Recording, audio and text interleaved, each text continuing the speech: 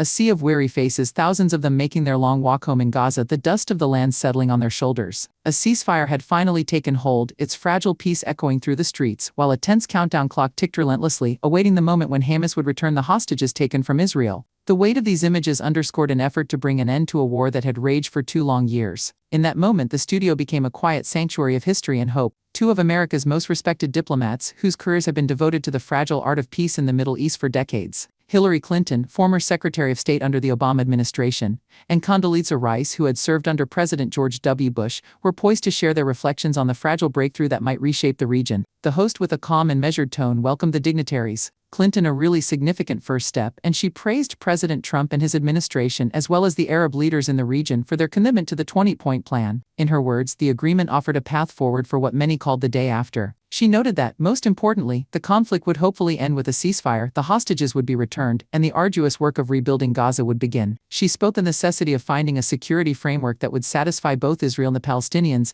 a security that had been denied to them since the rise of Hamas. Moving forward with the other points in the plan, we can create an opportunity for Palestinians to have a better life and for Israel to enjoy greater peace and security. Today is a good start, but we have to keep going from here. The air held the weight of that promise, a quiet resolve that the path forward would not be finished with a single moment. Secretary Rice answered, her tone measured yet urgent. On that note, this is a very fragile situation not only for next 70 towers but beyond, she explained. Are you confident that this is the end of this war? The question hung a challenge to the fragile calm that had been achieved. Her reply was tempered by the hard lessons of history. Well, no one can be completely confident given the history of the Middle East, she said, but I will say there are several elements that I hope will make this particular very important period possible for success. She paused, the weight of the past and the hope of the future in her words. Because, as Hillary has said, there are many steps beyond this, but this step has to work first. She went on to outline the practicalities that would sustain the fragile peace. And there are a couple of things, she noted. First of all, just to note that the Rafah crossing, through which people are going to come to Gaza or move, hopefully that can be one that is organized and where you don't get sort of mass people trying to move at once. Her voice carried the urgency of logistics, the necessity of order amid the uncertainty that still lingered beyond the initial ceasefire. She pressed on, her voice steady as she described the logistics that would bind the fragile ceasefire. The crossing is rather narrow, she recounted, and the movement and access agreement we negotiated there in 2005 will prove to be the fulcrum of how the corridor functions.